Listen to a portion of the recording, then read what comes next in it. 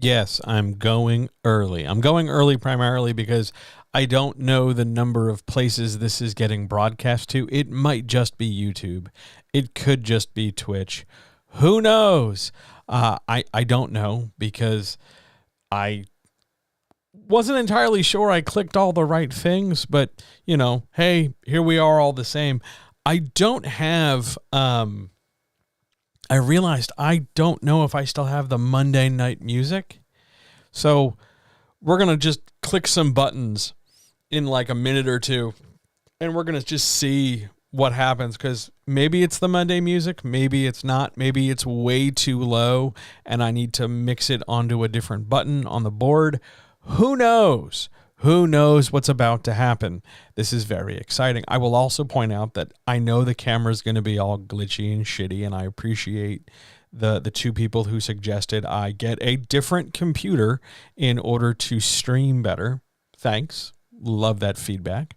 I'm doing the best I can with the pieces we have. So, yeah, thanks for your feedback. Appreciate it.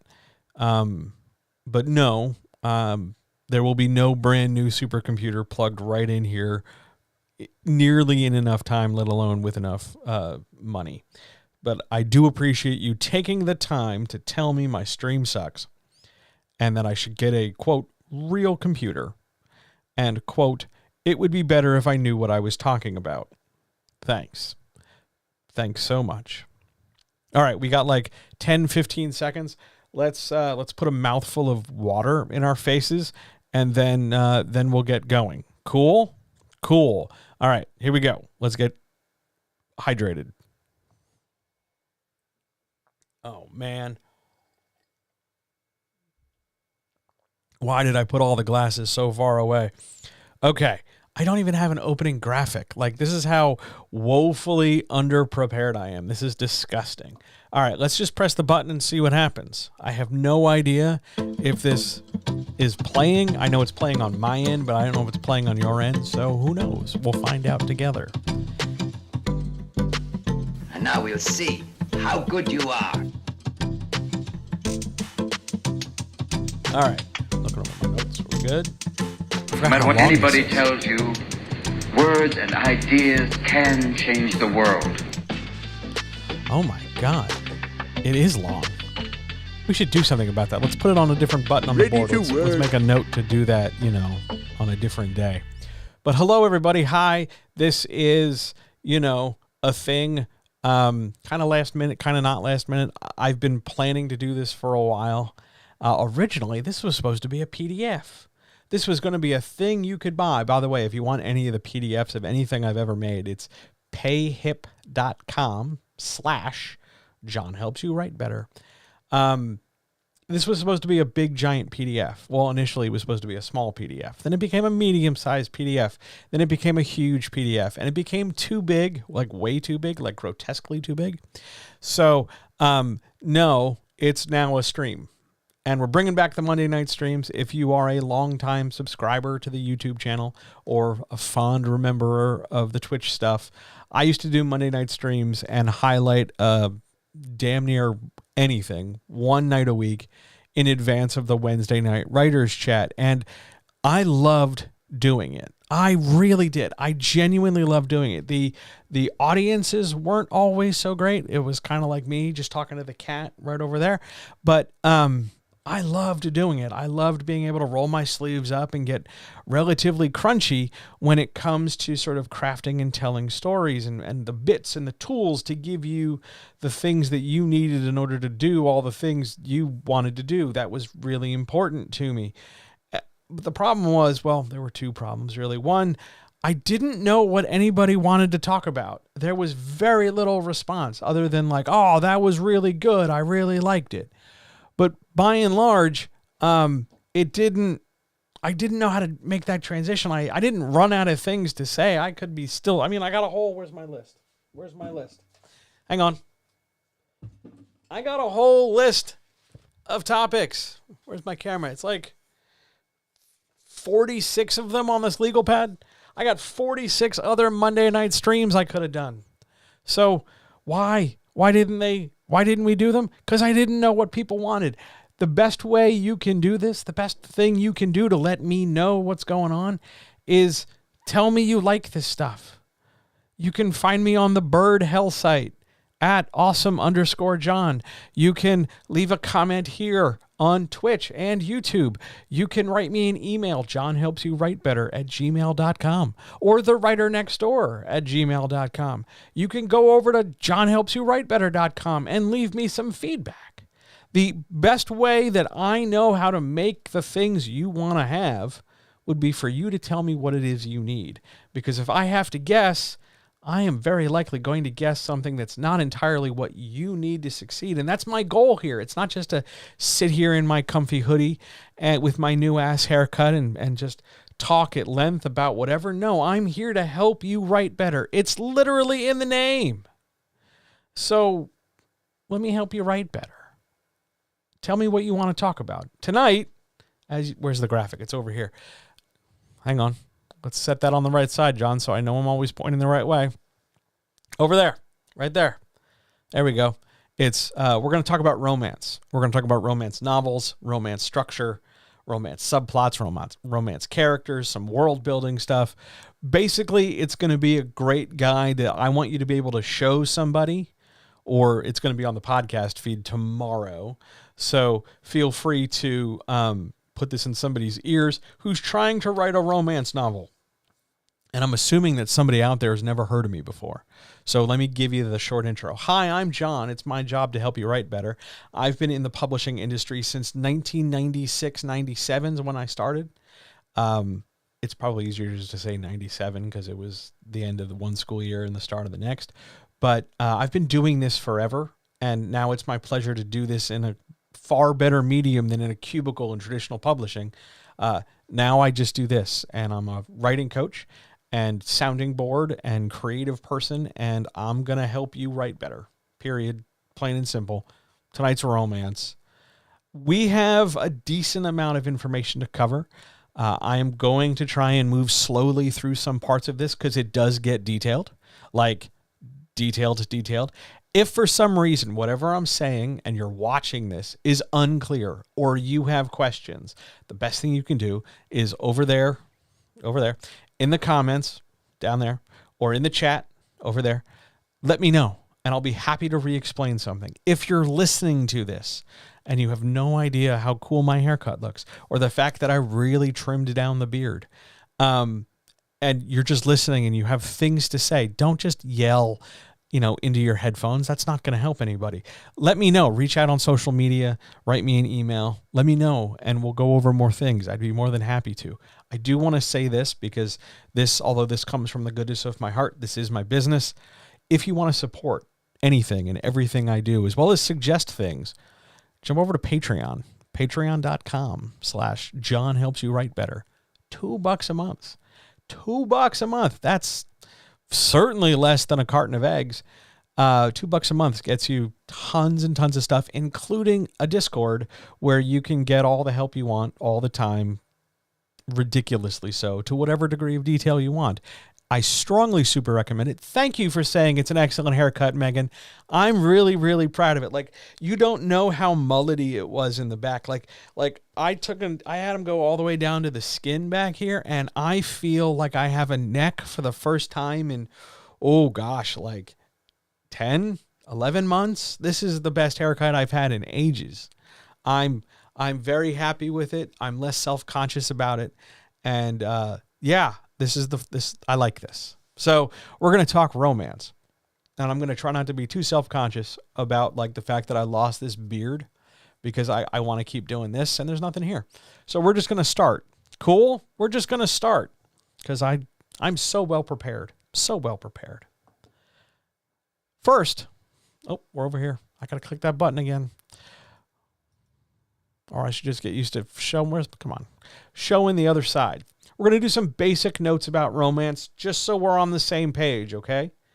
1, not on this chart. This covers romance of either the heteronormative or the LGBTQ plus variety, all right? This applies to, you name it. It's got humans in it. We're going to go romance. Cool? We're talking about both traditional publishing and self-publishing. Cool. And I'm going to cover the more common variants and the more common structures. That does not mean it's the only structure. And it doesn't mean that you have to do this to the exclusion of those over there. I'm just saying, these are the more common things you'll find. And there's a reason why you'll find them this way. They're common for a reason. It's because they work. But if you want to go off somewhere and do your own thing, we could talk about that. Just let me know in the comments what it is, in what direction you're deviating, and I'll do my best to give you a roadmap, all right? But we're going to cover some baselines about romance, just the general stuff. We're not going to talk sales numbers because that's a different topic entirely. We are just talking about how to build these things. Now, whether we're talking traditional publishing or self-publishing, or I don't know, you're making a game of some kind. And it is genre night, Troy. We're doing romance night because this is Crunchy, and the majority of my client base are romance authors right now. I know, I'm shocked too. So I want to give a nuts and bolts how to build romance in anything you're writing. So if you're writing something and you've got a romance subplot, if you're writing something and you want to throw a love interest in there, parts of this will apply, parts of this won't, and that's okay. One of the things you as a writer have to learn is to pick and choose the tools that work and learn when to use them. So for now, we're going to get started with some basic notes about romance. And when we talk about romance novels, we publishing industry have an expectation that it's going to be 80 to 95,000 words. Does that mean you can go over 95? Sure, you totally can. You go as far as you want, sort of, kind of, a little bit, but understand the expectation of somebody in the traditional side of things, as well as the expectation of a reader, 80 to 95,000 words. Cool? Straightforward. Also, this is a really common space for any size novel. 80 to 95 is always a safe bet. Sometimes you want to push that up. Just because a word count has a ceiling doesn't mean you have to hang out at that ceiling. We talk about fantasy novels and we say, oh, fantasy novels can go over 100,000 words. That doesn't mean you have to. It just means you can. There's a distinction to be made here. So romance novels, 80 to 95,000 words. Your most common way of getting and delivering this story is with 1 or 2 point of view characters. We'll talk about point of view characters specifically in a few minutes, but it's not the MPOV you might find in a fantasy novel where you're jumping from here to here to here to here. You're getting one person and maybe one person plus somebody else. Usually those are our major players in the romance. Usually it's, in a heteronormative romance, it's the female protagonist we're following and the male love interest, or whatever genders, however they identify. But it's usually those two people as the points of view, but we'll cover that when we talk about points of view. The most common sort of framework for a romance novel, modern setting, Earth-based. Now, modern is pretty loose. Modern, if you ever look for that and see that in manuscript wish lists or pimp agent notes or just on random publishing websites, modern refers to anything from 1950 forward to the present day. And I know that's a lot of decades and there's a lot of distinction to be made individually in those decades, but it's all part of the modern, read white patriarchal supremacist view of time. So modern and earth-based, meaning the rules of Earth, gravity, physics, science, temperature, oxygen, the way we live on Earth exists in our romance novel. Does that mean you can't put it on the moon? You can't make 2 aliens? Sure. You can go back in time and have a fantasy romance. You could go back to the 1920s. You can make it in the 1600s. You can do whatever. But the most common, modern, Earth-based. The most common historical time frame for historical romance is the Regency era, which, if you're ever curious when the Regency era was, it's about 1811 to about 1820. That's it. That's it. Beyond that, we get into other kinds of British-sounding names, and before that, we get into other-sounding European names. Regency is just the early part of the 1800s. So chew on that the next time you're like, oh, I like Regency. Understand that all those stories are supposed to be within like a 9-year time frame. Now, maybe that's not a big deal to you, but it's an interesting point to me because there's an awful lot of princesses and viscountesses acting as spies, or very, very like brassy women doing a lot of stuff in an era between 1811 and 1820. It's a wonder these women don't all bump into each other doing their not typical women stuff. Do I know why it was called the Regency era, asks Troy. I kind of sort of know why it's called Regency. It has to do with the understanding of sort of hierarchy and social strata. Regent being a word to sort of denote superior, aristocratic, kind of cultured, white, cultured society people. And it's generally referred to as sort of that courtly era. You might also see it as the courtly era, but that's an older term.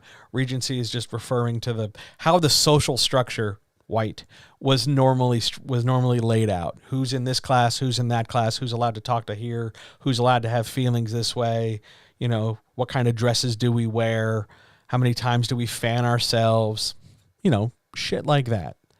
And it's because George III was under a formal regency. Sure, I was in the ballpark. I couldn't remember what George it was. So there you go. It's George III under formal regency. The most minor point on the note is the thing that comes up with conversation. Awesome. Love this group. We're going to keep going, though. Shall we? So we're going to start with plots. Why are we starting with plots when I'm a character guy? Well, that's because, quite frankly, romance plot is everything. The main plot of a romance novel, the main plot, the primary thing you should be focusing on for your readers is the relationship between the characters in the romance relationship. Usually that's going to be two people. It doesn't have to be, but it's most commonly two people. That's the center thing at the heart of the story. Everything else, all the, oh my God, who's going to go to the dance? Who's going to go to the prom? Who's going to save my farm? We'll talk about that more in a second. But everything else is a subplot. Everything else. It's not considered a subplot when we're making it. But in terms of the majority of text and how we focus our time and how we set things up, the biggest deal in the book is the romance in the relationship between the characters, who are most frequently our point of view characters. Not always, but 90-something% of the time, they're sort of the center point of our story. And everything else is sort of relegated to the edges, to whatever distance you need to, because at the heart of the thing, it's all romance. Think about it this way. At the core of this is this big ass circle. I don't know if you can see my cursor. At the core of this is a big ass circle. That's your romance. That's how these two characters feel about one another. And everything else offshoots from that now this is a perfectly aligned graphic, but it can, fly off in any direction to any degree into all their little ancillary pieces about plots and character arcs and this and that. And oh, by the way, there's this thing. And oh, by the way, there's that thing. Everything, though, is sort of in service to and orbiting around the relationship of the characters. If you can't nail down the relationship of the characters, your romance novel isn't really much of a romance novel, because it's not built around anything. It's going to shift towards fantasy. It's going to shift towards historical drama. It's going to move away from romance and away from the expectation. Is that necessarily a bad thing? No. But if you're like diehard, oh man, we're going to have a romance novel, you got to make sure the romance is front and center. The romance is the thing that people are coming to you for, the thing they're reading the story for, and most importantly, the thing they're expecting you to roll out in your story. So, the plot. This chart looks simple, but we're going to walk through it. So, in a romance plot, I don't care if it's the Regency era. I don't care if it's the modern day. I don't care if it's the 1400s on a boat. I don't care if it's last week. I don't care if it's 10 years in the future. Romance plots can be summarized as two lives or any number of lives that intersect, interact, and intertwine in that order. Don't mess with that order like 80 to 90% of the time, and you're going to be fine. That order matters because each of these steps, all in intersect, all in interact, all in intertwine, feed on one another. They're hierarchical. You can't really skip them. If you skip them, you're going to lose the ability to develop going forward. Like if you skip the meet cute, there's a question of how your two characters met. If you skip the intimacy, there's no real sense that they are actually deeply connected as you intend for them to be. And we'll talk about all the permutations as we walk through this. So where does this romance plot start? It starts with what's called awareness. Awareness is the idea that character A is made aware of character B, generally outside of their control. Sometimes it means I look across the room and there's this other person. I see them. I am made aware of them. Sometimes it's a friend, usually the best friend or the one of the more immediate secondary characters coming and going, oh my God, there's this person you have to meet. The point of the awareness element in a romance plot is to just tell somebody, hey, there's this thing. There's this character, there's this idea, and it's to help prime the reader to understand that, oh, this is the part of the plot. We're going to talk about how we get these two characters together. Cool. Sometimes the awareness is just verbal. It's just dialogue because you want to draw attention to the scene where I look across the room and I see this person, specifically visualizing them. There's some able-bodied privilege in there. It sucks. You're going to run into some able-bodied privilege and every once in a while some sexist privilege, especially in the heteronormative spaces. I apologize. We can work our way around it because you can, if there's anything you can blend together, it's awareness and first sighting. First sighting is the moment where you see the other character and generally one point of view character describes this other character. Oh my God, they're so dreamy as they stand there in the aisle of the grocery store or whatever. They're visualized, they're therefore described and kind of allows for the reader to picture them.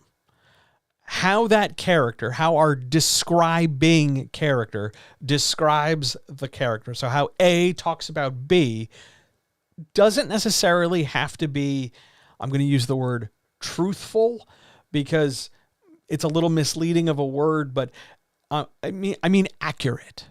Like, you don't have to look at this. A doesn't have to look at B and go, oh, they are exactly this weight and exactly this tall. And they have exactly this much, hair. Their hair is exactly this long. And like, it's not a matter of getting that awareness and first sighting hyper specific.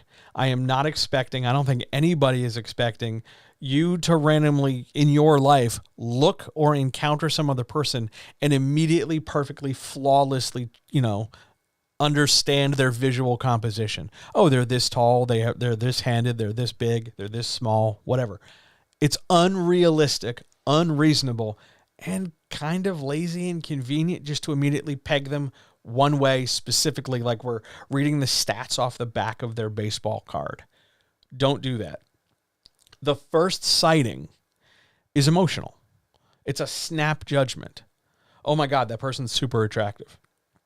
Wow, they have, and then you can lean into some metaphor if you want, or some simile to describe it. Oh, wow, they have hair like sunset and eyes that are deep and deep or something. Like, it's more important in the first sighting not to relay some kind of factual dry information, but to relay what the character thinks of the character being sighted. Why is that more important? Because you want the reader to connect with our POV character. You want our reader to feel how they feel, or at least be in the ballpark of how they feel. And if you are giving straight, dry fact, even if it's technically accurate, I'm making air quotes, you lose some of that emotional leverage. You lose some of that emotional wiggle room, because instead of saying, oh, I find them very, very attractive, I can't stop staring at them, you're giving out, oh, they're 5'7.5", and they seem to be, overdeveloped, and they never skipped a leg day. It seems that they haven't shaved in exactly 17 hours. Like, you're giving details that, while accurate and maybe visual, are not representative of how a person communicates interest or vision. It matters. So let the awareness in the first sighting be what are called biased events. They don't need to be complete. They don't need to be, hyper specific, like we're taking down court transcript and stats. Let them be character biasing. It's also going to reveal to the reader what your point of view character thinks and feels, and what they think and feel is important. If character A cites character B, but I only talk about, 4 of their traits, those 4 traits are presumed to be more important than the 5 other things I didn't talk about. Why? Because I talked about them. It must matter. It ends up on the page. The other character could have 15 things, but if 4 stand out, then I'm only going to talk about 4. And over time, I can bring in more things as I write it, but I don't need to lay it all out at once. It's just the first sighting. Eventually, though, from first sighting, we have to get these 2 characters to meet. They have to intersect. Their lives have to cross paths. That intersection, when it's positive, when it's generally funny or lighter in tone or relatively low stakes and harmless, meaning nobody's directly hurt, nobody's like holding firearms or other weapons to each other, no one's threatening the other with death, it's called a meet cute, as in the characters meet in a cute way. Are there other kinds of meets? Sure. There's meet serious.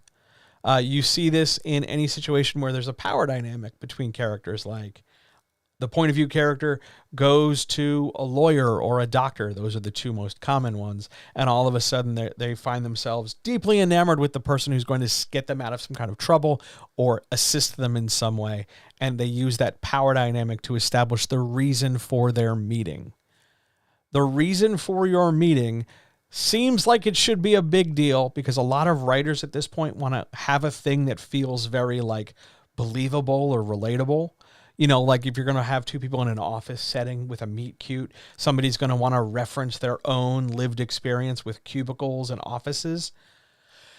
And I get where you're going. Like, that makes sense. I hear you. But at the same time, the reader doesn't need it to be perfect. The reader doesn't need a transcript. The reader just needs it to be a thing that happens. Like if in your job, there's no, I'm going to make something up because I've never worked in an office like that. If there's no 10:30 coffee break, sure. Because I know for me, there's a 10:30 tea break. But if there's no 10:30 coffee break because in the company that you're modeling this on, there's no break, the reader's not going to care. So the conditions of the meet cute just need to satisfy the idea that it's cute and that the characters meet, more than the accuracy or realism of the character relationship. Oh my God, they wouldn't stand near the photocopier. That's in a different room. Who cares? There's no quiz. Nobody's going to double check. Just let them meet cute or meet serious or meet sad, or they don't call it, meet hot. They don't call it meet horny. They meet hot, meaning both characters are immediately physically wanting to be intimate. They're immediately horny on main. And that's generally sort of an indicator of, okay, this is the direction and the speed at which the rest of the relationship happens. Generally, with a meet cute, there's no sense of earned action. They didn't have to work very hard to meet cute. They just sort of bump into each other in the hallway, or they both happen to be in the same place, or there's a in-story narrative reason for them to meet. It's not like I have to work hard to get it. It's already on the books. It just happens.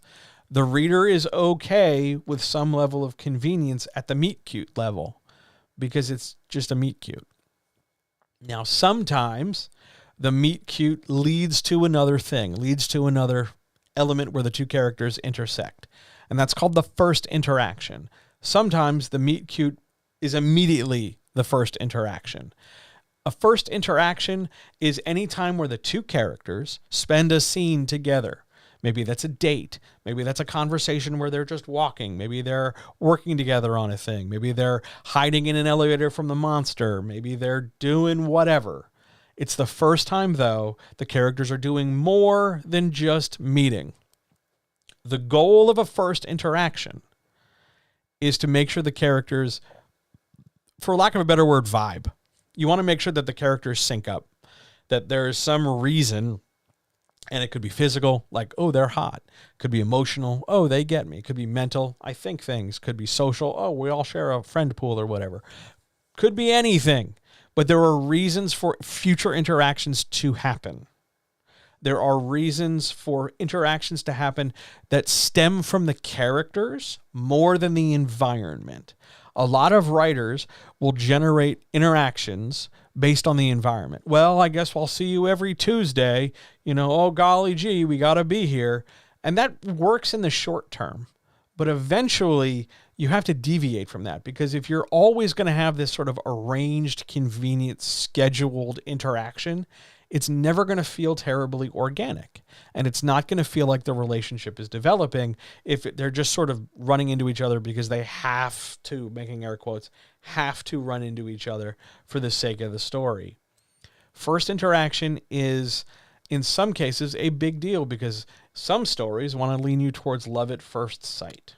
Love at first sight is the idea that, oh my God, I see that other character and bang, zoom, I'm in love with them. Some people take this too far.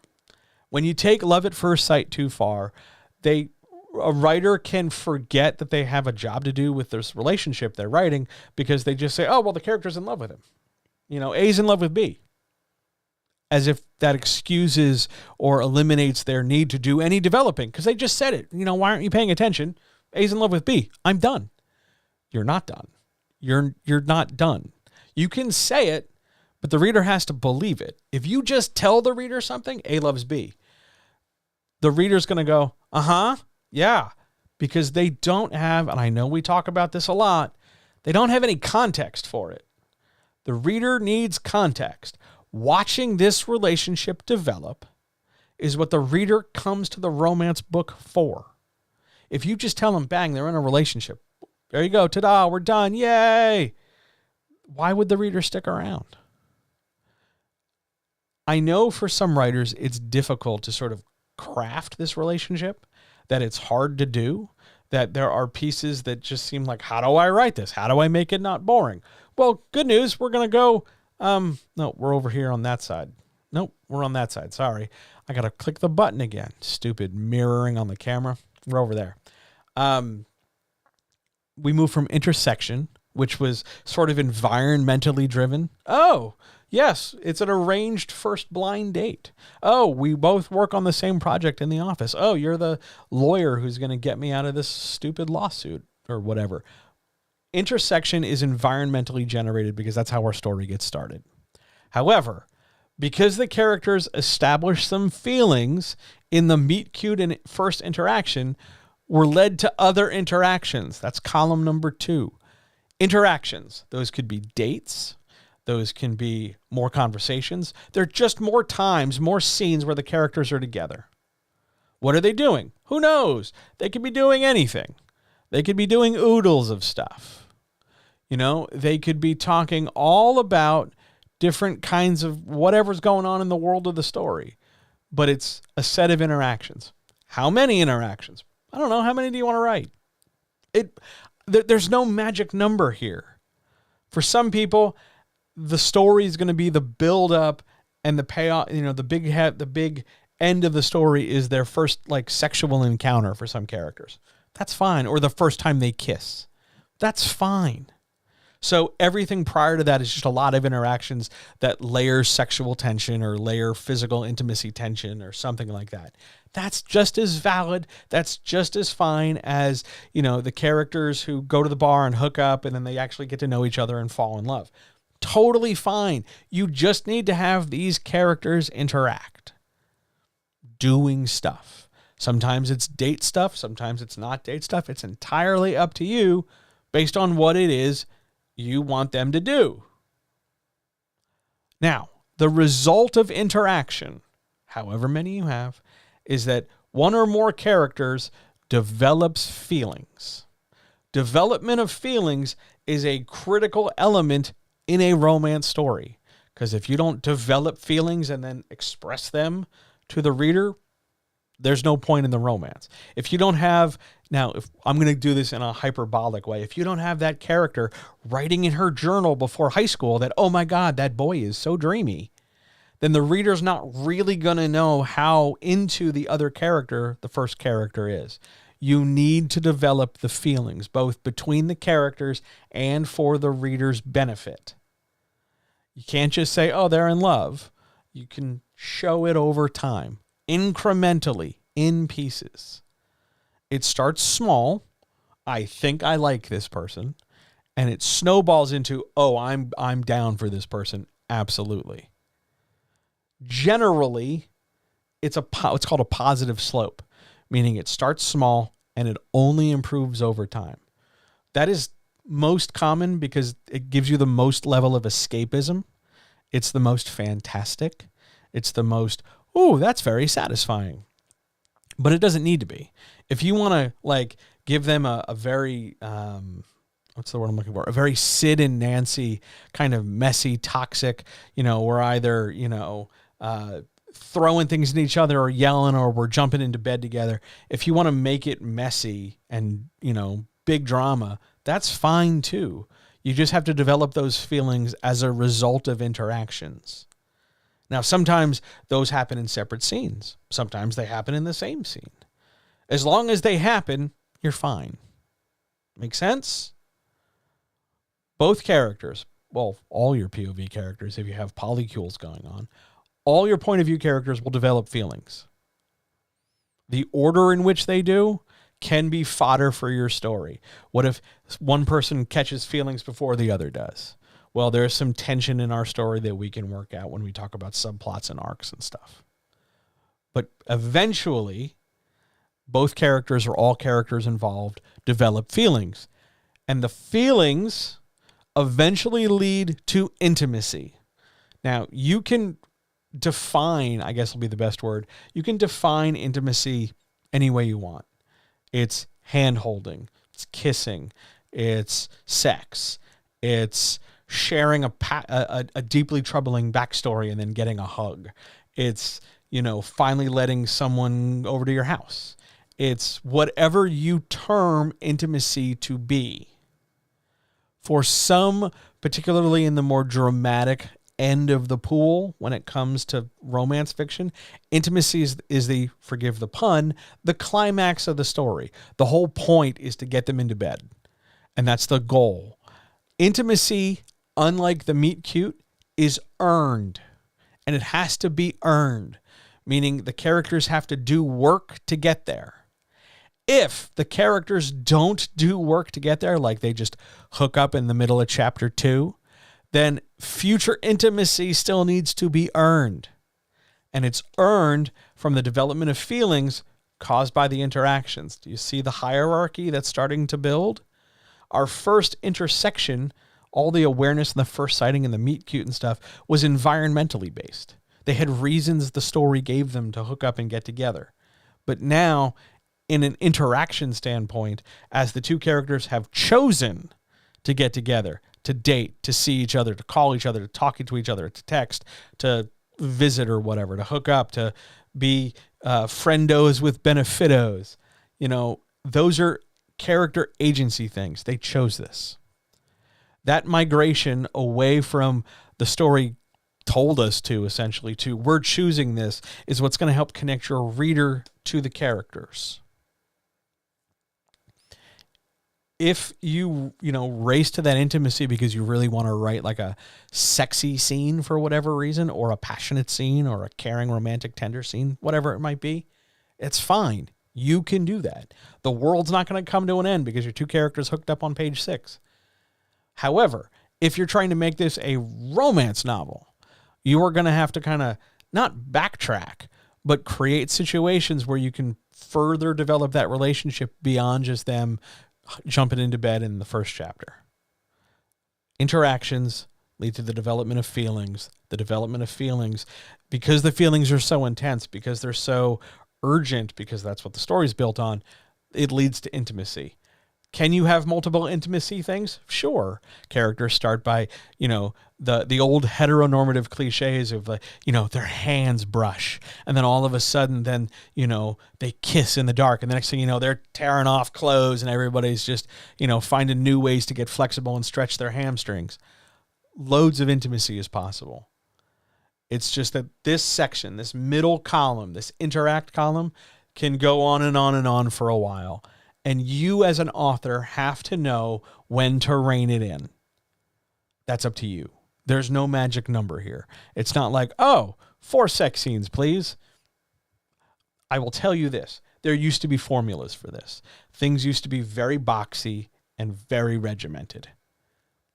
Now it's not so much. Also, things were very hetero for a very, very long time.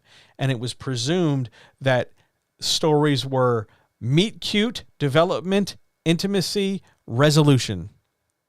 Very simplistic. Think about any sort of early Lifetime movie, any Hallmark Channel movie. They simplify the living hell out of this formula. So why is this formula now more detailed?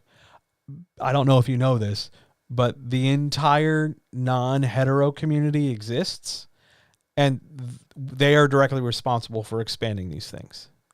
It was LGBTQ plus stories that detailed out the meet cute and the first interaction and spent time developing feelings, because for so long, any kind of queer fiction was basically the label they slapped on any erotica, even if it was hetero, even if it was really been like what we would now consider like mom kinky, even if it was not very taboo and it was only slightly racier than normal. They were so quick to kind of like marginalize the already marginalized that when this formula really started to expand and this formula really got like mapped out this way, stories became immediately more vibrant and more logical and less kind of cookie cutter. If you strip this down to its barest sort of like awareness, meet cute, interactions, feeling, intimacy, complication, resolution, you strip it down to its barest bits, after a while, all the stories start feeling the same because you're not giving any room. There's no ground for depth. You're not allowing it to be anything other than that minimalist sort of stuff that it needs. So that's intimacy. That's the first 2/3 of our chart. I'm going to get a mouthful of water, and then we're going to talk about how to intertwine, because I want to draw you the distinction between interaction and intertwining. I put all my liquid way the hell over there, so I got to stretch out of frame to do it. I apologize. So intersection was environmentally generated, narratively generated. Something outside the character's control started this off. Interaction is the demonstration of the character's agency. They're choosing to get together. Intertwining is where, because they are together, because they demonstrated agency, now there are consequences to that middle column. Column 3, the intertwining column, is all consequential relative to the second column. So because we interacted and because we developed feelings, we got intimate. Because we got intimate, and maybe that second column cycles through a few times, the intimacy we have deepens. Now let's just be clear what that means. Sometimes, in some cases, that means characters, start sharing emotional things with each other. They start expressing love to one another. Sometimes in more sexualized romance novels, they just fuck in different places and in different ways. This is how we try some different positions. This is how we try some different acts. We bring in toys, we bring in this, we bring in that. But intimacy deepens. That's the language we tend to use when talking about this stuff. But it could also just be expands or increases or happens more intensely or more vigorously or something. It's just that we don't have the initial magic ta-da moment of first intimacy anymore, but we've been together for a while, so we care more about each other, so we do more shit together. And we have more feelings, and we have more time together, and we know each other better. It is critical in the deepening of intimacy that you end up with characters who have not only like had giant paragraph monologues of, oh my God, here's my troubled backstory. Well, here's my troubled backstory. It's that you've established or set up in a way where characters feel like real people and they communicate to each other in broken, messy, incomplete ways.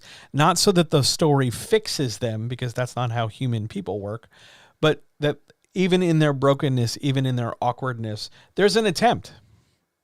They try to stay together. They try to make it work. They try to, have more reasons to jump in bed or conceive children or hook up or abandon their old ways and change in the course of their arc. They care more, and therefore they act on it more. That sounds all fine, well, and good, but your romance plot does not exist in a vacuum. It might be a very shallow world, but there's still a world on the other side of your romance story, and this is where possible complications come in.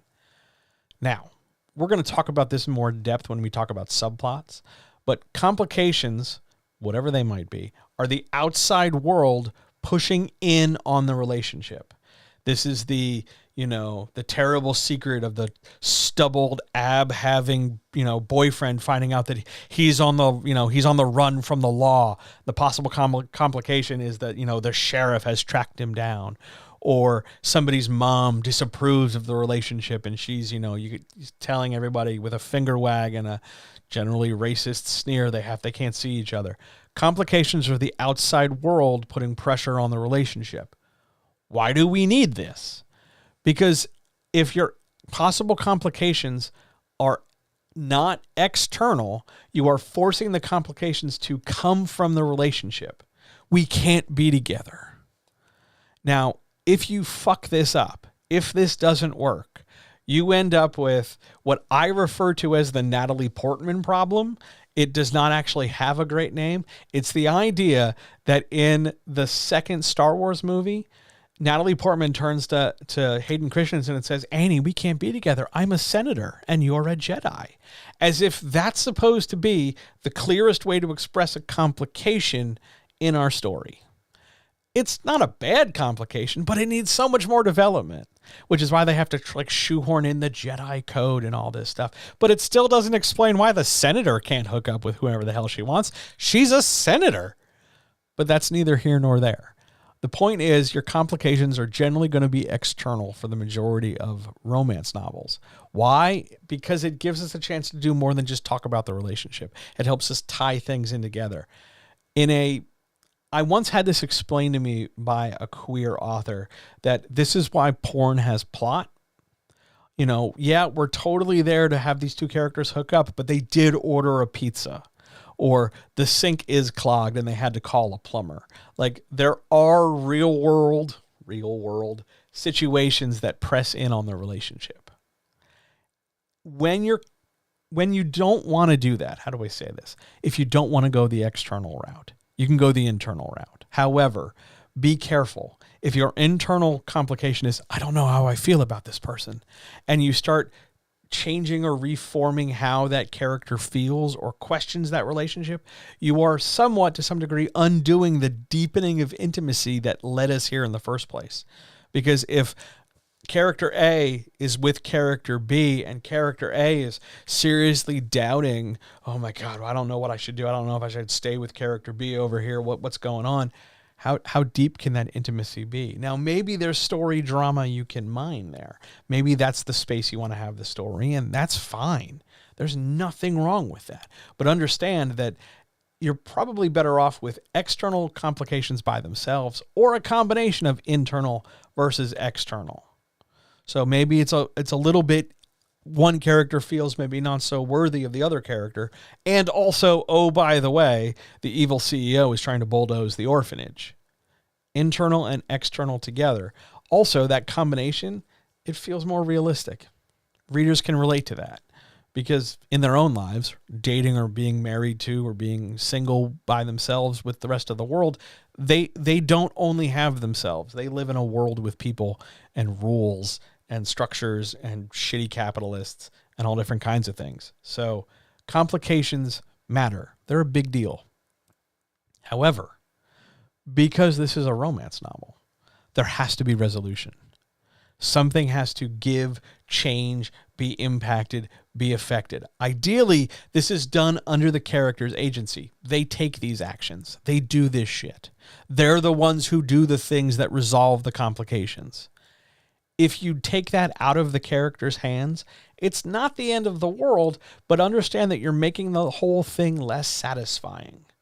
Because if I'm in crisis and A and B are like, oh my God, what are we going to do? And then all of a sudden, like, you know, the magic Deus Ex Machina shows up, or randomly somebody just goes, oh, here you go, have a thing, have the perfect solution to your problem, and it resolves everything. The characters didn't have to work very hard for it. And all of a sudden, what was a big problem suddenly evaporates. How big a problem was it really? So try your best to make sure that that resolution comes from character action. It's okay if it has connections to outside world stuff. It's okay if the characters do stuff and there's some other components. That's fine. There's nothing wrong with that. However, the majority of the resolution, the majority of the drive to that resolution should come from the characters. That whole formula, 4 things, 3 things, 7 things, 10 things total. If you can understand those 10 bits, intersect, interact, and intertwine, you can craft a romance plot with 2 characters, 3 characters, 5 characters, however many characters. Just make sure that throughout whatever permutations of your character geometry you have, you are hitting all of these things to some degree.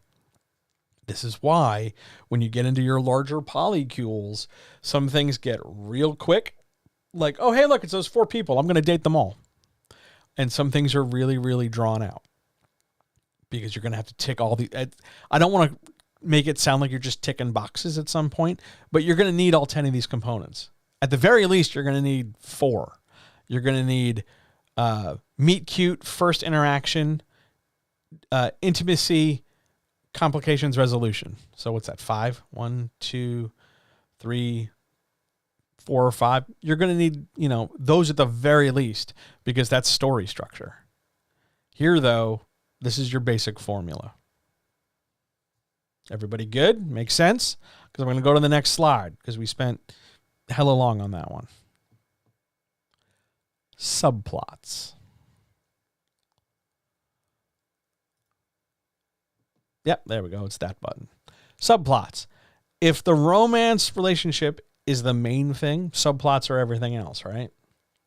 So anything that would be a plot elsewhere is a subplot for us. Saving the mall chop, something happened with our kids. One of my favorite examples is there's a problem in space. And oh, by the way, we have this relationship going on.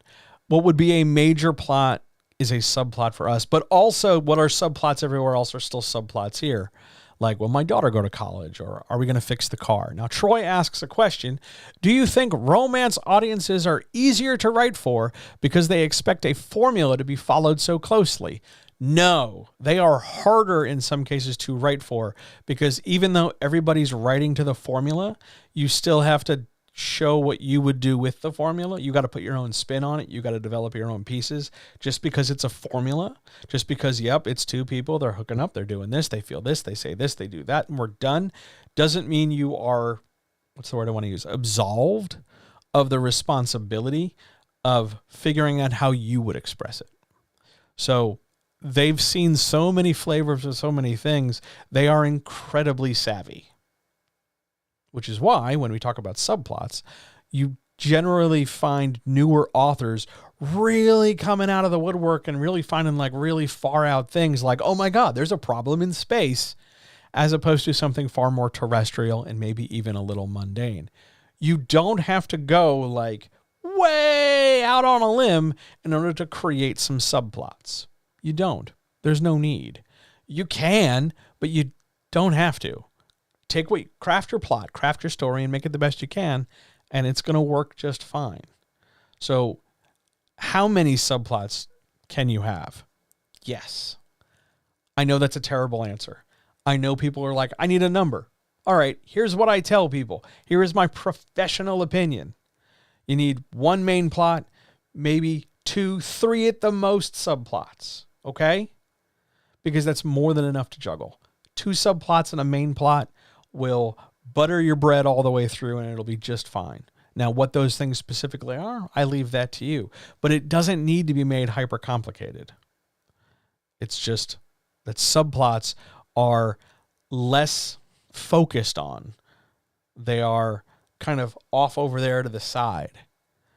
They are important to the story, but they're not like the thing the story is about. You're not reading the romance novel because, oh my God, the evil CEO is burning down the orphanage. It's, what are these 2 characters going to do? And oh my God, the problem they're facing, in addition to figuring out how to have their relationship, is that the CEO is burning down the orphanage. Subplots matter, but they have to serve in some way, shape, or form part of the character arcs or the relationship. If your subplot is just a thing, like, oh, by the way, there's this event happening, it's never really going to click with the reader. It's never going to feel satisfying, and it's going to be really, really hard to tie it together in a way that matters, because if character A and character B are spending so long in their relationship, and then, oh, by the way, there's a tiger on the loose. Okay, sure. How big to suddenly manufacture a reason why, oh my God, we've been doing this for 200 pages and we just now realized there's a tiger. It's hard to make that tiger-based problem feel like a legit threat.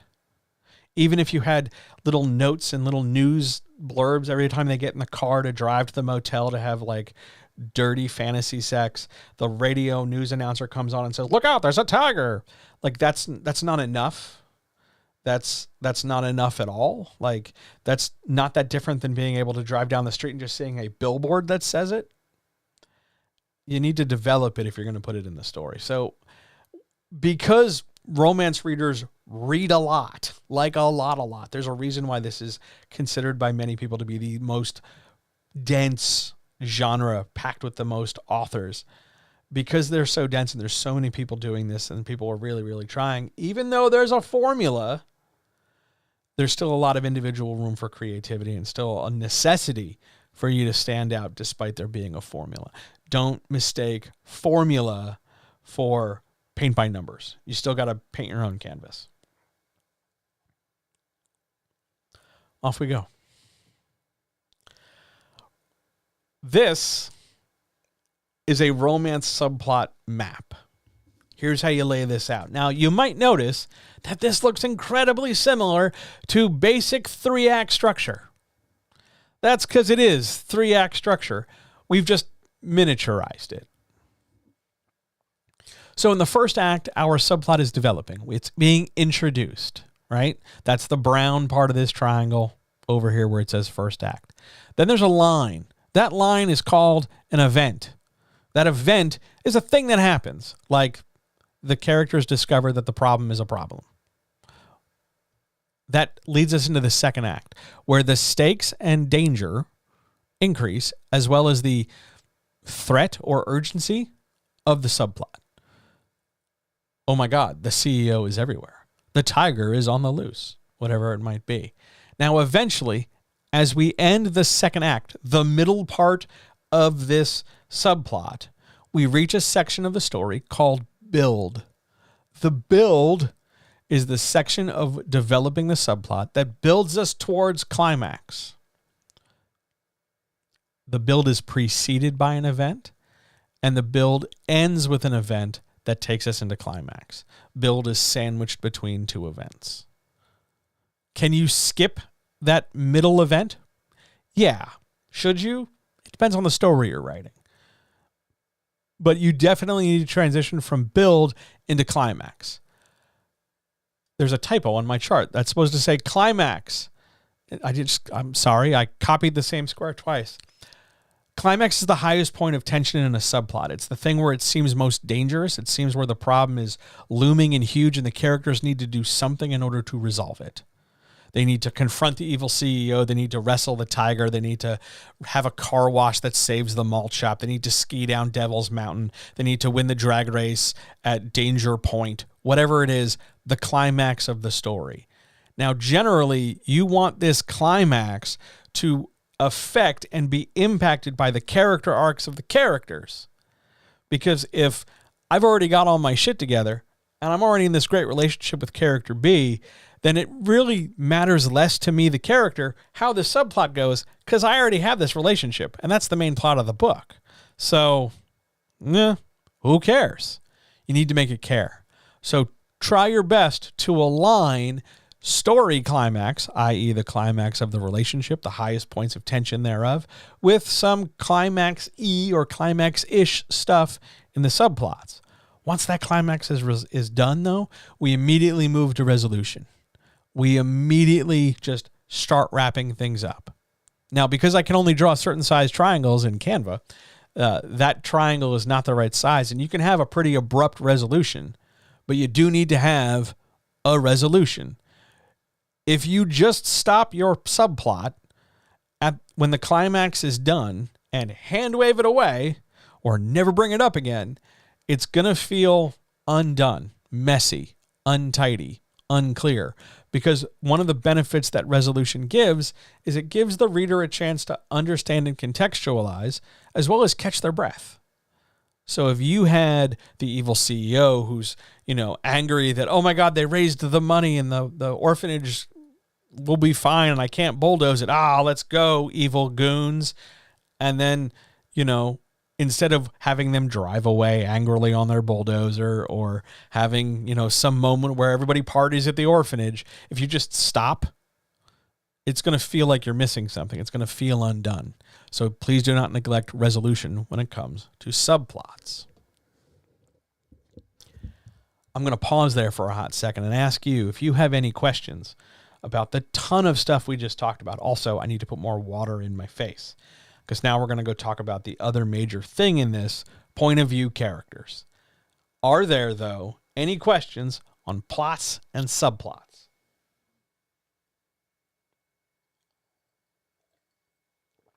By the way, if you're watching this on YouTube or watching this on Twitch and you're enjoying this and this is helpful to you, please, if you're on YouTube, like and subscribe, click the bell for notifications, do all the YouTube-y stuff.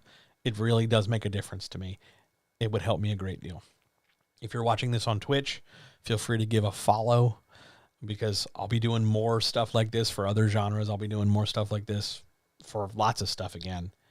And I would love to know what would help you succeed. So best way to do that is to follow so that when I do these things, you'll know. Or if you really dig this and you definitely want to help, go subscribe. It would literally change my life. You have no idea. Other questions while I finish this cup of water and reach for my next one?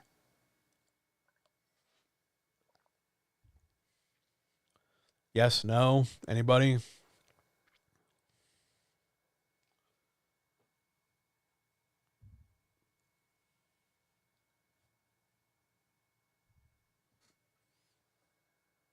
All right, let us march on through our point of view characters.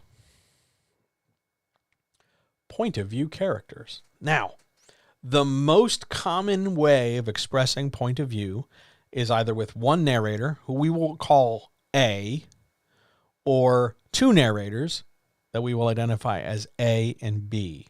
You'll most commonly see A as the main character. Sometimes in hetero romance, that's usually a woman or a female identifying character. And that's generally because the presumption is your readership is predominantly female or female identifying. I don't know how much water that still holds. I don't know how accurate that is. It's accurate enough that it's persisted, but lots of bullshit is just accurate enough to have it persist. But generally, your predominant major one POV is assumed to be female. You don't have to roll with that. If you're writing queer fiction and there are no women or female identifying characters, then that's not going to work for you. Either way, if you're going with just A, it's just one narrator. First person, third person, present tense, past tense. That's entirely up to you. There's no rule. There's no thing that says, you're writing a romance. It has to. Nope. You just need to have a point of view character through whom the reader can attach and through whom the reader can lens the story. One character. The other common approach for this, be it queer or heteronormative, is what's called AB, which is the alternation between two point of view characters. Again, A is presumed in heteronormative spaces to be female, and B, masculine, male identifying. Again, if you're not writing heteronormative, it really doesn't matter as long as you have two point of view characters as opposed to one. When you set this up, though, if you're using multiple point of view characters, you need to figure out their pattern or their distribution of chapters or sections over the course of the book. Your most common patterns are alternation, I should say. A, then a B, then an A, then a B, over and over and over all the way through the book. Somebody gets an A, the A chapters are followed by B chapters, and you go all the way through the story. Sometimes, though, you can double up. Sometimes, you do 2 A's and then 2 B's. Sometimes you do 3 A's and a B. You can move in whatever order you want. There is no perfect pattern. However, and this is important, if you have, I'm going to make something up just for the sake of hyperbole. Let's say you have 5 A's and then a B and then 7 A's and another B. And by the time you go all the way through your story, you have 15 or 16 A's and maybe less than 10 B's. Arguably, you've done it right, but at that point, you're so rarely bringing B's point of view into the story that what you're ending up with is a challenge and a red flag that maybe B shouldn't be a POV character. You're checking in with them so infrequently and so rarely that it feels like you kind of forgot and we're just shoehorning them in. There is no perfect pattern, though. If you can substantiate it and show that you're developing for a reason, there's a reason why B chapters only show up at certain intervals, it can be okay. But understand, again, if we're looking at what's expected in traditional spaces, because you want to go traditional, AB or AABB or something more mechanical like that is expected. But again, there's no perfect pattern. I do want to give you, though, 3 questions to think about when it comes to POV. First and foremost, biggest question is, whose story is it? Whose story is it? When you think about it, when you answer that question to yourself, does one character immediately come to mind, or do you immediately split it into 2? Snap judgment answer. There's nothing wrong with it. Learn to trust your gut. It can be good. It doesn't mean you're automatically wrong. It doesn't mean you're doing it bad. If you sit there and you think about your story and you put on your thinking face, and then all of a sudden when you answer the question whose story it is, you only seem to be talking about one character, chances are the way you've best framed it, it's because you have one POV character. You do not need to alternate. You can tell a romance story with one POV character. It's totally fine. You don't need to. It's popular, but that doesn't mean you have to do it. Lots of shit is popular. Fascism is popular. No one needs to do that. So, whose story is it? That's question number 1. Question number 2, related to question number 1. Who do you want the reader to connect with? In fact, it's so popular, I've got it on this slide twice. Who do you want the reader to connect with? What character? Why? Why do you want them to connect with this character? Is it just because they have a cool job or you've given them a sweet name? What is it about this character that you think the reader should go, oh, this shit's interesting. I want to see where this goes. One of the things that's critical at that point when you're asking that question is, how does the reader relate to this character? In what ways could a reader see themselves in this character? If you're writing fantasy romance and you've got some like real far out fantasy character stuff, like, I don't know, you've got a lizard person or like a half robot bugbear or something, It might be really cool. Sounds rad as hell. But if the reader can't really relate to whatever fantasy contraption you've developed, how useful is it? Oh, they're an immortal being of infinite wealth. Okay. How is your reader supposed to relate to that? Now, some people will get very frustrated with that question because they'll go, it's the escapism. Everybody wants to live forever and everybody wants to be rich. I think one of those two questions is true. But it's also impractical because the likelihood of us finding immortal, infinitely rich beings seems pretty remote to me. But maybe that's just me and my life experience. Don't rely on the escapism as your sole way your reader's going to relate to your character, because that'll only take you so far. Because sure, everybody wants to be infinitely rich and not have to worry about how they're going to, afford eggs tomorrow. But if that's the only thing your character has going for them, what does that really say about your development? Who do you want the character to connect with? And why? Why connect with them in those ways? It's worth thinking about when you're framing out your points of view. Some notes about shaping your POV chapters. Now, most of the time, this is going to be chapters.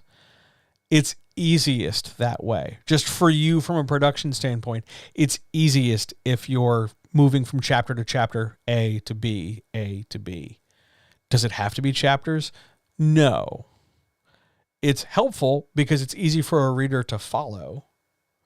But if you're writing a chapterless story, you just need to indicate some way clearly to the reader outside of the context of the story. You need some framing devices so that the reader knows, oh, okay, so now the other character's taken over. You can't rely on it solely being an in-world thing. Epistolaries, subheadings, labels, something. So that if you're writing both points of view in first person and one character starts talking I and then you hit enter 3 times and the second character starts talking I, the reader isn't absolutely confused that it seems like everything's changed. You need it sorted out. This, however, sets up a situation where a lot of authors end up repeating themselves. Like a scene will happen and we'll get it from A's point of view. And then we'll also get some percentage of it from B's point of view after it already happened. Sometimes this is because writers don't write things continuously. They take 6 to 8 months off or whatever. They take some irregular jump in time and it's been a while and they kind of feel like, I can't remember where I left off, so I'll just keep going. But you want to avoid repeating yourself because it does 2 things when you do that. 1, it's boring as shit. And 2, it shortens the amount of material you have. By repeating yourself, you're suggesting, I don't have anything new, so we're going to talk about the same thing over and over again. You don't need to cover one thing from both perspectives in order for the reader to get a sense of what it was that happened. Why? Well, let me give you an example. You and I are talking right now. I'm doing the majority of the talking. I can't hear you. I have to assume you're listening. While this is going on, if you're distracted, I can only infer that from the silence on my monitor. I don't see comments. I have to assume you're listening. My assumption that you're listening is going to influence my speaking. It's a reactive thing. Not just because John is anxious, but because John is human. And characters can take inference and implication from reaction. If I say a thing and you have a strong reaction, oh, holy shit, and I back up too, then all of a sudden what we're left with is a situation where we don't need to stop and just repeat, that thing that just happened? Because we were both there. You don't need to recap a thing that just happened. We're not, goldfish with very short-term memories. The character can react, and that can be enough. You want to alternate chapters and not scenes so that readers can follow along. It can be very tempting to hopscotch back and forth and back and forth and back and forth. I get it. It makes sense in your head that way. I can't guarantee it's going to make that same sense in the reader's head. And ultimately, from a production standpoint, we've got to consider the reader at that level. The story, much like, remember when we talked about how if you're doing like 11 A's and then a B, it's really A's story. It's important to remember, though, that the story is the sum of all its parts, all of it. It's never down to one chapter, one point of view, one time to do all the heavy lifting. If that's the case, you don't have much of a romance structure. Arguably, you don't have much of a fictional structure, a fictive structure, because it's really only one scene that's doing all your stuff. One scene that's all your plot. One scene that's all your theme. One scene that's all your character. You want to be able to have an accumulation, a population of ideas. A plus B plus B plus A plus A plus B plus however many sets up your point of view and sets up your story. The big takeaway here, as we're crafting our scenes and crafting our chapters and laying things out and making sure we're developing our feelings and deepening our intimacy and having repeat interactions, is this shorthand. I think it's the best shorthand formula for you to keep in mind writing whatever you're writing. Romance is the reward for growth or change. So we have a character. Over the course of them being in this relationship, being in this potential relationship, having these interactions with another character, they're presumably going to grow and change, presumably for the positive. Interacting with B makes A better in some way. And because A is made better by persistent interaction with B, that's how you develop A and B as a romance. Maybe it goes the other way. Maybe B corrupts A. And then romance is the reward for negative growth or declining change. But either way, your A and your B develop those feelings as a reward for growing and changing from who they were into who they are. Understanding that and narrowing down the division of labor, essentially, for your point of view characters. Chapter 1 is going to be this person. Chapter 2 is going to be that person. Chapter 1 goes this far. Chapter 2 goes that far, so on and so forth and so on, is going to help you organize this story. If you want to see that as formulaic, that's up to you. It's not entirely determined how many pages it should be or how many scenes it should be. That's variable. But understanding and planning this out with some organization is going to make this loads easier, because the interior stuff of it, the scenes themselves, the plot, the what happens next, that's plenty complicated already. It doesn't need to be made worse or harder or more so. That's point of view. Which leads us to character arcs. Are there any questions so far on character arcs?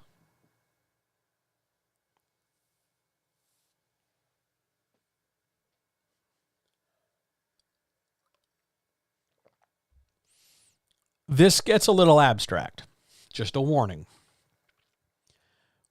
When you have A and B, two POV characters, one of them is going to be the primary and one of them is going to be the alternate. Primary is the character that goes first. If you have one point of view, guess what? They're the primary throughout. Why am I talking about this? Why does this matter? Because what's called the greater arc goes to the primary character. The lesser arc goes to the alternate character. Let's define those terms. The greater arc is the character arc you're going to spend more time in the book talking about and developing. It's going to be the ones that, I'm going to use a word in air quotes, matter more. The other one matters, but you're not spending as much time with it. For instance, let's use a book I worked on already. A woman, heteronormative romance. A woman is torn between possibly cheating on her marriage with her old college flame or strengthening her marriage with her husband. That's her conflict. That's her challenge. Because remember, a character arc is a challenge. It's a question posed to the character that has to do with how the character feels and how they interact with the world. That arc of, oh my God, am I going to cheat on my husband? Am I falling in love with this new person? Am I cheating? Am I ruining my marriage? What impact is this other character having on our lives? because it's dominating a majority of the story, it's the greater arc because we're following that character more than any other character in the story. Now, that other character, the former college flame who's come back into our main character's life, they have an arc as well, but it's lesser. Why is it lesser? Because they're not as important as the primary character. They're important enough to get a POV, but they're not so important that we're going to give them equal time and space. So their arc of, oh my God, I don't know if I can reconcile with my previous family, my ex-wife, my daughter, etc. I don't know if I can reconcile that in the face of this new relationship I'm getting back with character A. It comes up less frequently. It gets less detail. It is the lesser arc. Remember that when we talked about the subplot structure, we wanted to try and line up the climaxes, right? Your character arc climax should align with and be the climax of the story, period. Why? Because that character arc has to pass through the relationship. If it doesn't, then the relationship's not very important, or the arc's not very important to the relationship. And if that's the case, why are you spending so much time and space in the book on it? The character's arc, their progression from who they were to who they are now through the challenges, is part and parcel of the relationship because it's supposed to be investing in that relationship that moves them along the arc. The reason why they're changing, the reason why they feel suddenly more attractive or why they're more interested or why they're pursuing different things is because of the influence that relationship has on them. The character arc's climax is the climax of the story. Nail down your character's arc, not just what they do, because that's part of it, but that's a very superficial on some level part of it. It's just a matter of, well, they do stuff, they save the world. That's an action. Actions are not, if you're a Patreon person, you've heard me say this constantly, actions alone are not arcs. Arcs are progressions. Arcs are whole problems that come up, get dealt with, and get answered. And it changes the character as a result. Just doing something without talking about the change it gives you makes it just an action. We want to see the change. We want to see the impact of the event. Line up your character arc with the climax of the story. That's your greater arc. So that's going to be your primary character. Every other arc, whether it's a secondary character, whether it's your lesser POV, whether it's, a tertiary arc out in the world or whatever, all those other arcs should complement or support in some way, shape, or form the greater arc. So while character A is wondering if they're going to, leave their husband and figure out if they're going to go back to their old college flame and figure out who they are as a person, that arc and that struggle is supported by the fact that they're motivated to do that because they're watching character B over there sort out his life. Oh man, my college flame is getting his shit together, so maybe that's a sign I should get back with him. Support and complement your greater arc makes all the arcs involved feel more important. Because if everybody's doing their own thing, if everybody's kind of disparate and detached, it feels like nothing really matters.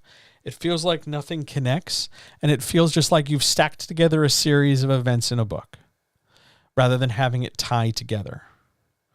Emotions are the currency of a romance novel. How people feel and how people feel about certain things makes a book come together a lot easier than if they just do stuff and then take their pants off. Which leads me to one sort of, I got a thing in my eye, one sort of critical point. You don't have to make them complicated. They can be satisfying while being simple. And I don't mean simple as in they should be short. That's not the same thing. They just don't need to have like 45 moving parts. It's not a Rube Goldberg machine. It's a character arc. There's a situation, it develops into a problem. I make efforts and strides to resolve that problem. That effort and stride changes me as a person. My arc is resolved. It can be whatever. It could be, I have to learn to say no to my college flame, even though I'm putting down part of my life so I can move forward. Or my character arc is I have to get over my fear of heights because all of a sudden I'm an astronaut in space having sex with my husband who's also an astronaut. Or I have to totally be okay with, speaking in public to profess my love to a person who's stuck in a board meeting. Whatever it might be, it doesn't need to be complicated in order to be satisfying. A lot of writers fall into this rabbit hole where they make stuff incredibly super complicated in order to demonstrate that they're really good writers. Like, look at me, I made this thing. I'm so creative, aren't I? Good for you. You made a thing. Complication does not equal quality. Complication doesn't mean you're better than somebody else. It just means you made a complicated thing. Satisfaction is the goal. Satisfaction is what you're aiming for. Will the reader be satisfied by this? Have you presented it in a way that the reader can contextualize it and feel more or less in the ballpark of what you're trying to make them feel? That's what matters. How many moving parts does not entirely matter. How many steps your character arc should be, up to you. However, I'm going to tell you, most of those arcs have a minimum of 3 steps. You can't get any less than 3. A beginning, a middle, and an end. A start of an arc, they do something about the arc resolves. Ideally, you want more than 3. Is there a too far? Sure, there's a too far, but that's obvious. 35 things is too far, unless your book has like 700 parts. Minimum 3.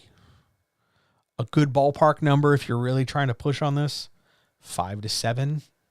Most people can juggle those pretty easily.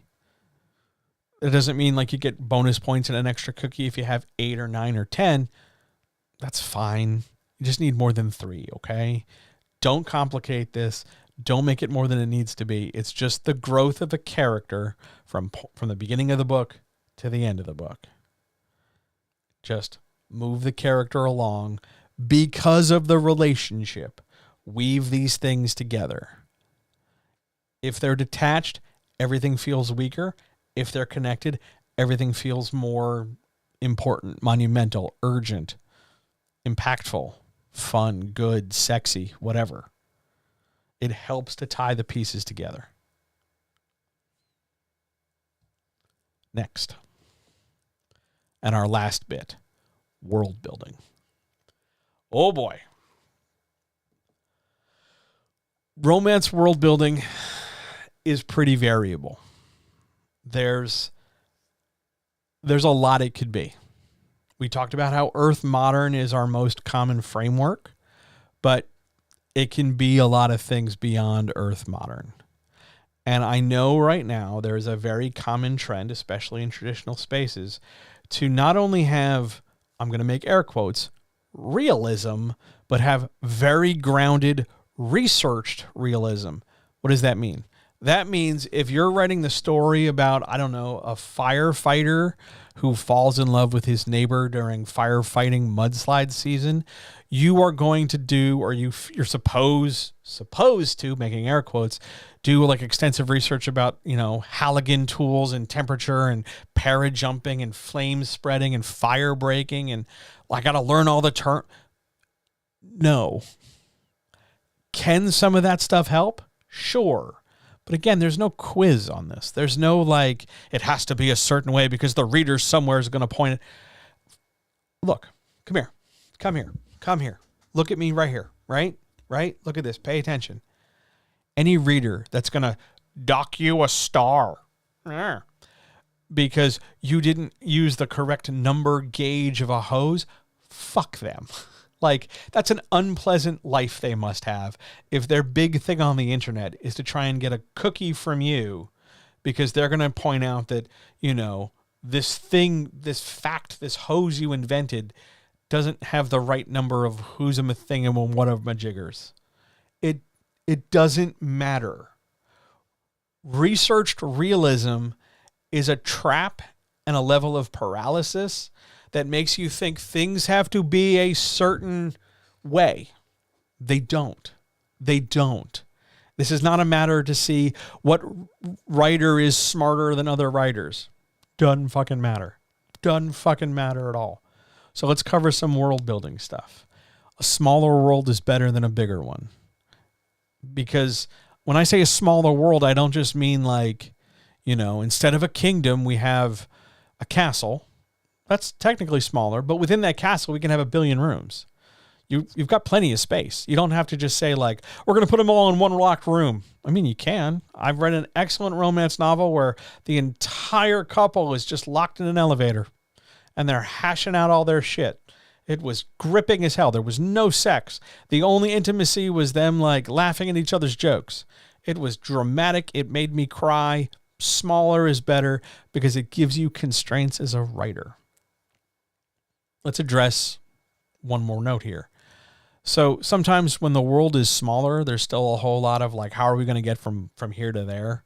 And a lot of writers, there's a very popular trend to take generally, if you have a single character, or you can do it in A-B structure too, but you have one character where money is not a concern. They're infinitely wealthy, or they're so wealthy it's laughable. Now, some writers will say, oh, that's because this story is like, a Pygmalion Galatea thing, or a Pretty Woman thing, or like a girl rescued and brought up to the rich side of town thing. Sure, like that's not the end of the world, but the problem is infinite money does not increase love.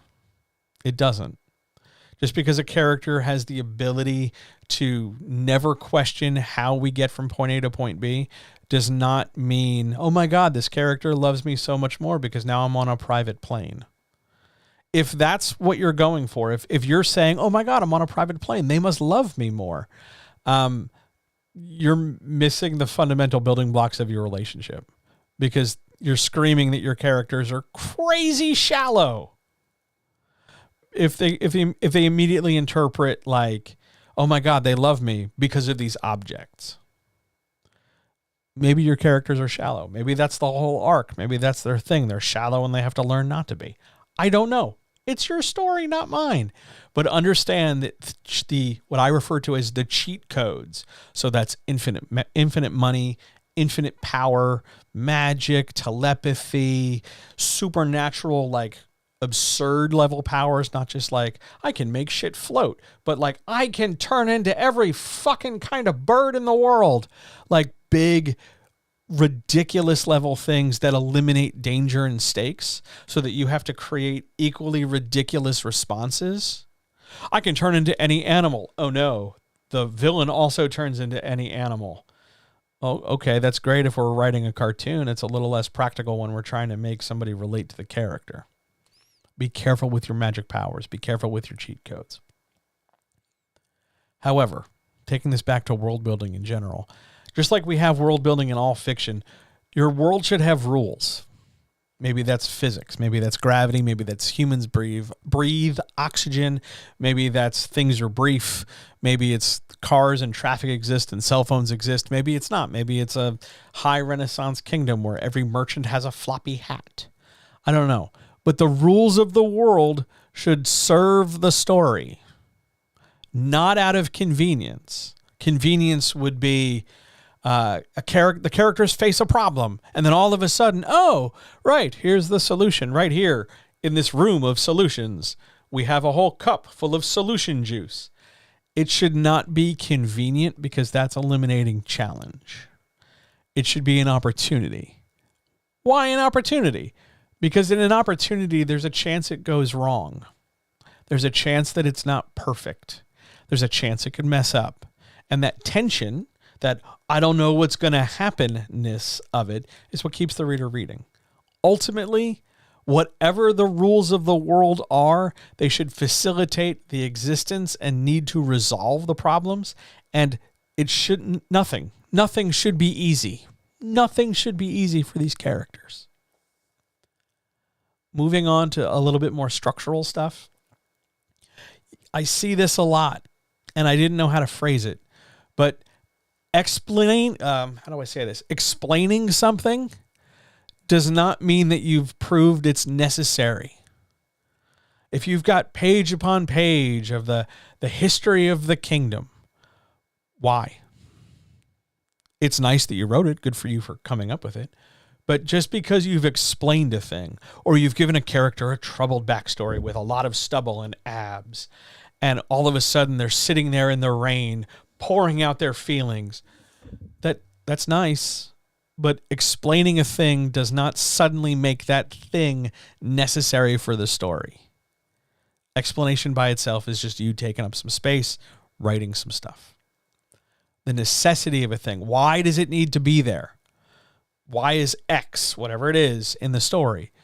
Because we are creating a context for the reader to understand the story. They need X. If we take X out, the reader's not going to see not just the big picture as if there's a quiz, but to understand the feelings I'm trying to give them. They need X. If not, if X is just there, like, oh shit, it's 5 pages about the backstory of this fucking mountain, it's not necessary. It can be cut. The question should be, your question, while writing, while organizing, while drafting, while revising, this thing, whatever it is, fill in the blank. If I put it in this page, what do I mean? And is anybody going to care? Like, if I introduce this 5-page section on the history of these dwarves, is that going to matter? Like, they don't come back up in the story ever again. They're not referenced ever again. We're just sort of hanging out with dwarves for chapter 8. Who's going to care? Consider that level of reader engagement, because there's a difference between I wrote this thing and it's cool versus I wrote this thing and it's story critical. I'm not saying that your romance novels need to be starved and gaunt where it's only the critical stuff and nothing else. That's not what I'm saying. I'm saying, though, what it doesn't need to be is this sort of bloated, tentacled, fractal monstrosity where we go on detour after detour to lay everything out, because you don't. Some of that's okay, but it's easy, super easy to run off and go into these different little subdivisions and excesses. You don't need to. A little goes a long way. And lastly, in the face of research, in the face of structuring the story, in the face of all these things and everything, what matters is not the reader's logic in terms of, that's not how the thing works, the machine, blah, blah, blah, blah, blah. Let me push my glasses up my nose and make sure I get shoved in a locker at school. Most important, because we're dealing with relationships, because we're dealing with emotional currency, because we're crafting context, you need to build your story with the logic of the characters making sense. And explaining it alone does not mean it makes sense. It has to be relatable. It has to be understandable. You build with consistent character logic. Why are they doing this thing? Why is it important to them? Why are they changing locations here? Why are we just showing up over there? Why are we doing this? Why are we doing that? What does the character hope to accomplish by completing this task? Why is this character saying this thing in this place? Why didn't they say it 5 pages sooner? Why don't they say it 2 pages from now? Always seek those whys and let the answer to those whys be logic the character has. It makes sense to them, and you, the author, can explain it to the reader. I'm character A. The reason I'm telling character B how I feel right now is because I'm feeling insecure, but I'm not able to really verbalize that clearly to character B. I can't say, hey, character B, I'm feeling really insecure right now. I have to put on this facade, this bravado of, no, everything's fine, character B. I'm totally down for whatever. We can go do the thing that completely scares me. Let's go hang out near giant birds. I'll be fine, when in fact character A is freaked the fuck out by giant birds. Build towards character logic and create context for that logic. And I don't care if we're writing a story on Mars. Your reader's going to understand. The minute you fall into the trap of trying to explain or answer or resolve reader logic, assuming you are lacking the supernatural telepathic Professor X power of knowing what the reader is thinking, your story is going to start to wobble and ultimately fall apart. Because you're going to start answering questions that nobody's asking, and you're going to start bringing up details that no one's going to wonder about, because you're so urgently trying to explain away, well, this is why they have that thing in the car, and this is why they have this moment, and that's why they say this thing, and that's why they reference this. No one's asking. No one's going to stop and think twice about why they carry a pack of wet wipes in the car. No one needs to know the thrilling backstory as to why they put their sunglasses in that little cubbyhole thing in their van. It doesn't need to be like, oh, here's a 2-paragraph. No, fuck it. They just have sunglasses there. Let's move along now. Aim for character logic. It's going to solve just oodles of problems for you before they even get started. Make sense? Are there any questions? Because we're done. That's it. Are there any questions? While I put more tea in my face. It's just Lipton. It was from the neighbor. They brought a whole box over. It was very sweet. They know I drink tea. I'm very thankful. It's Lipton. It's fine. I'm chugging through it.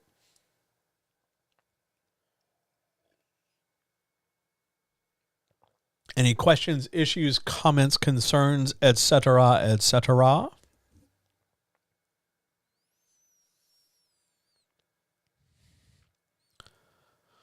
It got very quiet. I do see, I guess that's likes or something. I don't know what that is. It's just thanks. I don't know what to call these things. I've got some features and bells and whistles I've never seen before, so I assume all is good. Questions? Anybody? Else we'll get out of here.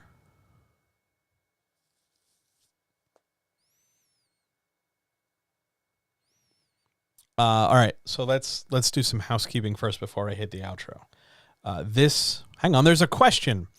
If I'm writing a game, oh, Meg, you're writing a game. Hot damn. If I'm writing a game with, say, 2 to 3 potential romances a character could pursue, any tips to make them have the same weight? Yes. Let's talk about narrative weight. Narrative weight is the idea of how important a thing is to the character in question. So we have our character, and they could go with, let's call them 1, 2, and 3, just for the sake of our example, okay? So 1, 2, and 3. In order to make 1, 2, and 3 all feel like equal choices, I could take 1, I could take 2, I could take 3. Instead of making them all the same thing, like they all eat peanut butter and jelly, which is nice, but uninteresting comparatively because there's no difference between them. Give 1, 2, and 3 a difference, but give variation in those differences. Yeah, they all eat sandwiches, but 1 only eats peanut butter and jelly, 2 only eats cheese, 3 only eats, Italian. They all eat sandwiches. And you are somebody who owns a sandwich shop. So you're constantly having to juggle these different needs. You're going to create weight and potential connection for them because each of the potential romances offers something the others don't. And if we were to combine all our potential romances and fuse them Dragon Ball Z style, it would make the ideal partner. One of the very common things to do with a love triangle, which is something I didn't talk about today, is that if we took the people we were choosing between, the bad boy and the rule follower, if we fuse them together, we'd get the perfect partner. So if we have 2, 3, 4, 5, 10, 15 people, we are essentially segmenting the ideal partner down into constituent pieces and giving one piece, one fragment into each one of these potentials. On some level, it's going to be unsatisfying. On some level, it's going to be, like, oh man, it'd be great if, it wasn't just one person, or it could be both of them. In fact, it's interesting because most love triangles can be resolved with like good communication and polyamory, but a lot of heteronormative authors are not prepared emotionally for that answer. So I tend to keep that one on the inside. Because a lot of romance plots can be resolved with, maybe you should just talk about your feelings. But if you've got multiple potentials, you want to make sure that each choice is different, but they each provide the person who could choose them, provide that choosing person something different they can't get somewhere else. Then no matter what, if all the things they offer are important to the character. 1 offers me a chance to express my feelings. 2 offers me a chance to feel attractive. 3 offers me a chance to feel validated. I need all 3 of those things, but I can only get 1 from each. So who do I pick? They're all important to me. This creates tension for my choosing character, and it makes the thing I do choose mean something. So if I'm going to choose 1, not 2 and 3, then I'm going to get this. But in a game sense, do I pay a cost for not making the other choices?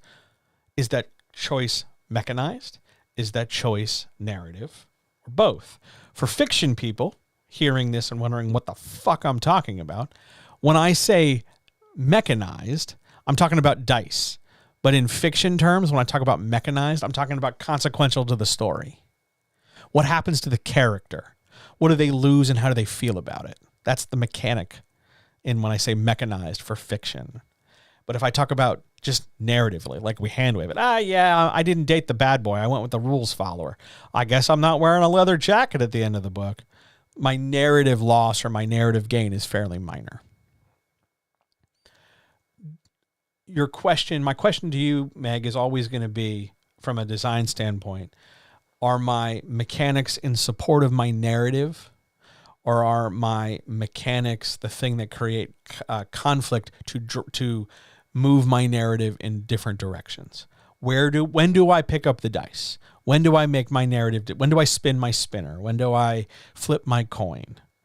And what does that choice of mechanical opportunity give me that I couldn't get elsewhere? Why make it a mechanic and not just a hand wave? There's your crunchy root thing. Side note, sometimes it's just because Meg wants me to roll dice. That's a totally legit answer. But give them weight based on what they offer and how strong a need that offered thing is. I really need to feel validated, so I'm going to lean towards the character who's going to make me feel validated. I need that as much as I need someone to say, hey, John, you're really nice looking, and it's nice to look at you, and you should feel better about how you appear. So I'm going to go towards that person. But I also need somebody who's going to, just make me feel good and remind me that there's color and brightness in the world. So I'm going to lean for that too. Ideally, if I fused all those things together, I'd have one person who, was like good and stuff. I hope that answers your question, Meg. If not, find me tomorrow and I'll talk into the microphone at length. Troy is curious. Have I ever read Ron Edwards' essays on role-playing games? I think probably. It's been a while. I did a lot of drugs. It's possible. The name rings a bell. I'm sure I have at some point. I can't recall them off the top of my head right this second, but I'm reasonably certain I have. The name really sticks out to me. I will go Google them later and double check, but I'm reasonably certain I have. So I'm going to say yes, ? Any other questions? Yes, I'm ending early, it's not really early. I tend to do these in about 2-hour chunks because it's 2 hours. That's plenty of time, and I'm going to run out of voice. And I wanted to have a cup of cocoa. I haven't had a cup of cocoa in 4 goddamn days. I've been planning to have this cup of cocoa since last week. Tonight's the night I'm getting it. Are there any other questions, issues, stuff, etc.? If not, we will go to the outro.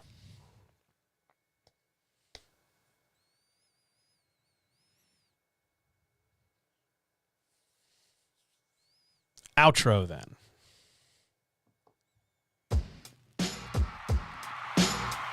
Yeah, I'm using the Wednesday outro music.